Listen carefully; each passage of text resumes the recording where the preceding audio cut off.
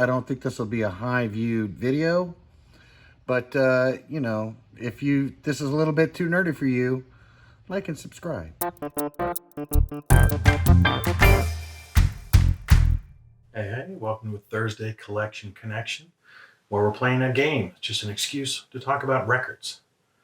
Now, I have a lot to say on a few different subjects and not a lot of time to turn this video around, so let's skip the explanation of how the game's played this week and just move right on ahead. In Eric's last video, he showed Biffy Clyro's Opposites album.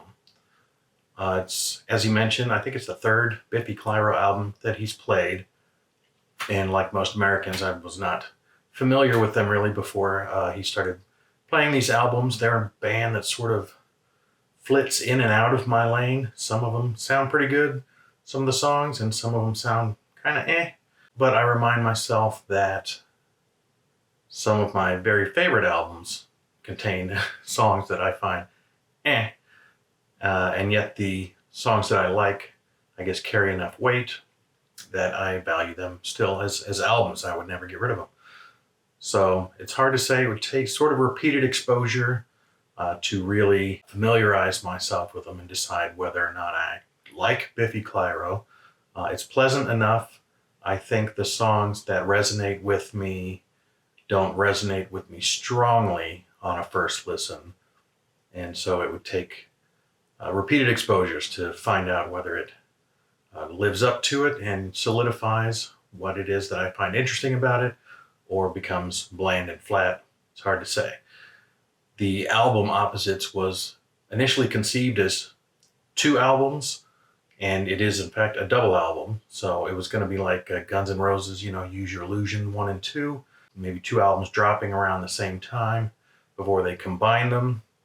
And I'm already going to forget. So the individual albums sort of have sub-names, and one is like The Land at the End of Our Toes, and the other one is The Soul in the Core of Our Bones. I don't know. I think those are wrong, but it's close. Something like that. And I only had time really to listen to the first of those 2 records. Eric keeps throwing these long-ass records at me. With Tool and Biffy Clyro double album, and I just found it hard.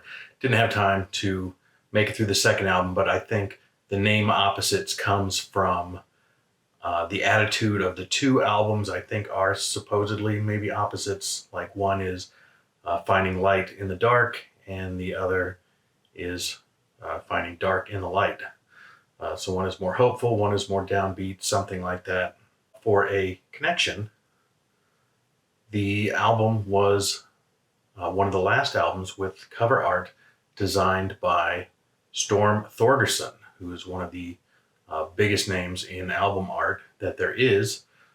He, along with Aubrey Powell, formed Hypnosis and are basically ubiquitous with cover art. Maybe them and Roger Dean would be the ones on the not Mount Olympus, what do you call the one in the U.S.? The president one. Mount Rushmore. Mount Rushmore. That took a moment to think of. Would be on the Mount Rushmore of album art designers. And I'm not 100% sure it was Opposites was listed as the last album designed by Storm Thorgerson. I don't know if that's 100% accurate, but it does line up fairly well time-wise. The album apparently came out in January of 2013, and I think he passed away in April of 2013. And after an illness, so I don't know when the last time he worked was, but timeline-wise, that more or less lines up.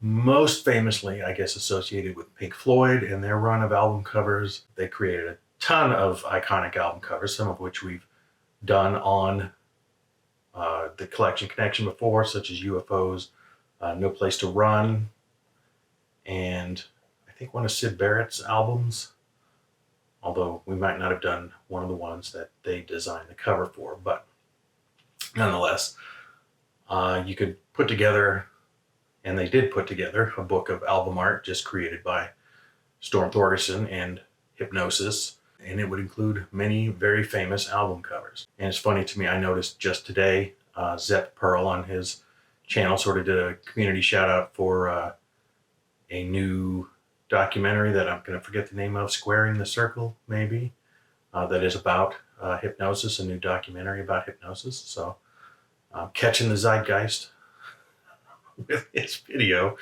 So the view's going to rocket straight into the dozens, maybe.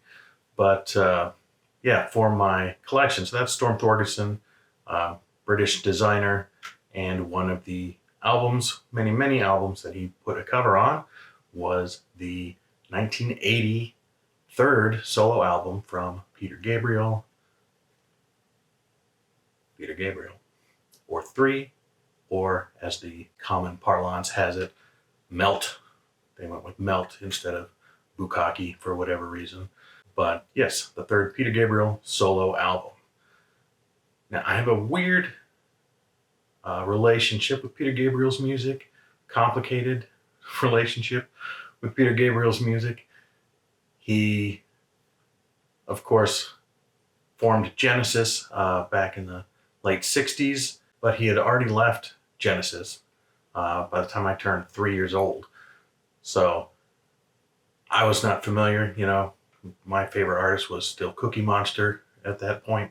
I would have had no familiarity whatsoever with the earliest Genesis work. And when I became aware of Genesis as a band, it was already a Phil Collins vehicle and a 3-piece band even.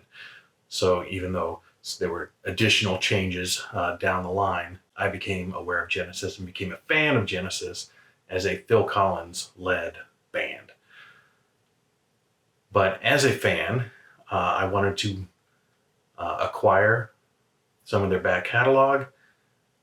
But as a young fan, I didn't really understand how band lineups could change and even their sound and approach change quite drastically. And so I bought Trespass, which is the second Genesis album and has Peter Gabriel on it. And it was so different and so not what I was expecting from my Phil Collins Genesis that I hated it. And I was convinced that it was actually a band called Trespass that had released an album called Genesis. It's how different it sounded to me. And someone in confusion at the record store had put it under Genesis instead. But nope, it was just Peter Gabriel era Genesis. And the theatricality that he took from Genesis into his solo career didn't really dissipate until So. And that's when I kind of finally connected with his music. I was vaguely aware of some of the earlier stuff like Games Without Frontiers and Shock the Monkey, Games Without Frontiers being one of the songs on here. But like the arty video for Shock the Monkey with his painted face and everything, kind of ghostly looking, reiterated an artsiness that I was a little too young to fully digest. It seemed just weird. And I can take that sort of artsy weirdness now better in acts like Björk and Janelle Monáe and even Lady Gaga, although I don't own anything by Lady Gaga. I understand that sort of theatrical presentation a little better now, but it still doesn't always necessarily lead to the most compelling music for me. Peter Gabriel was so much built around the theatricality that it felt like songs were made around that, the feeling, the projection, the whatever mood he could put into it, and was less about like hooks and danceability or whatever you want to call it, the pop sound. And so the songs were less songs than sort of compositions. It took a while, even though I liked some of the singles all right, it took a while for me to cotton really to material earlier than So. At this point I have his whole discography basically except for his second solo album. I have the first, third, Security So, Us, and Up, as well as the Last Temptation of Christ soundtrack, which I love. But that was one in which mood was coupled with soundtrack writing savvy, where themes would come out in different ways in different pieces, and made it feel cohesive as an album. I love Passion. It's a great record.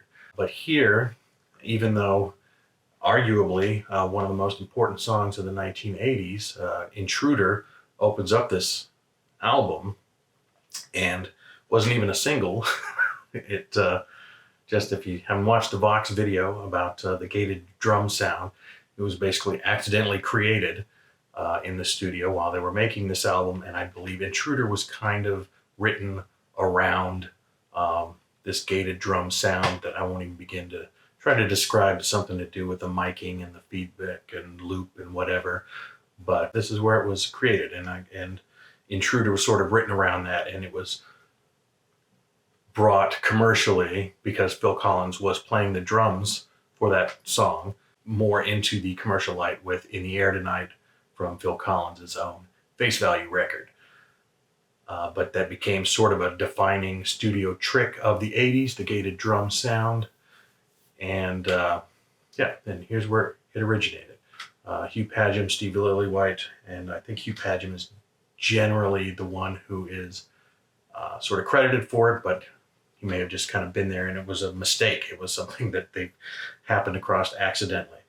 But yes, Intruder, it's got a lot of mood. It's got atmosphere, but not so much a hook, And so the album, even the songs that I like, and I really like No Self-Control, and it was maybe in part because I became familiar with No Self-Control as a B-side, along with a song called I Have the Touch for like Sledgehammer, I think, or Big Time. One of the So singles had it as a B-side on it, and I guess was feeling so warm and accommodating toward Peter Gabriel's music in that moment that it slipped in the door and became kind of a favorite, even though I don't think it was a single in itself, No Self-Control. The big single here was Games Without Frontiers. It's a great song. It's a good song, and I appreciate it. And also Biko, which I think is the strongest song on here. The song about the South African journalist Stephen Biko, who died while he was in police custody in South Africa. So Peter Gabriel kind of really coming out, against apartheid, which sounds obvious, but speaking out this is a very early example of sort of speaking out against apartheid, especially by an artist who had the ear of a number of people. But listening to it, Family Snapshot is decent. And I don't know. So I'm coming at this sort of defensively because I feel like a lot of people would call this their favorite Peter Gabriel album. And I definitely like the more accessible So better. It is one that I enjoy listening to, and it's got some fun to it. And while this has some great compositions on it, not necessarily a lot of fun. And Biko is the one song whose mood kind of sweeps me up and really carries, he's like, and I think maybe it's because he didn't want to overdo it as a tribute song. So it is very spare and kind of pulled back and wants to be respectful and not feel like it's making a spectacle, to shine a light on apartheid without sort of making too much of a jam out of it, which can still work, shoot. The Specials, or the Special AKA, had Free Nelson Mandela, which was a jam. It was a great little song. But I Don't Remember I like the songs. Not One of Us is good, but for every one of those, it feels like there's an Intruder or Lead a Normal Life, where it just sort of sets an atmosphere. And it's a fine atmosphere. It's a good atmosphere. It uses marimba a lot on this album, which I like. The only really weird one is Start, which is a short instrumental that has saxophone that feels like it's coming out of left field. It's not played by Branford Marsalis. The saxophone is played by Dick Morrissey. But It sounds like a Sting album fell into the Peter Gabriel album with just sort of saxophone noodling, which just sounds very weird to me on the album. But yeah, it's a good album. I'm certainly not dissing it as a bad album, but it's not necessarily a fun album, and so not one that I put on just to put on music. If I'm going to do that, I will do So for sure, and maybe Us. And if I want something on the more reflective side, I will put on Passion as something I want just sort of quietly as background music. So that's definitely my era, but still, great album. Hopefully I didn't leave myself with too much to edit here, so I will throw Peter Gabriel's third album, Melt, Peter Gabriel 3, over to my brother Eric on the Plastic Soundwave Cult channel, and you can look for his response on Monday. And yeah, that's all I got. So I thank you for watching, and bye-bye.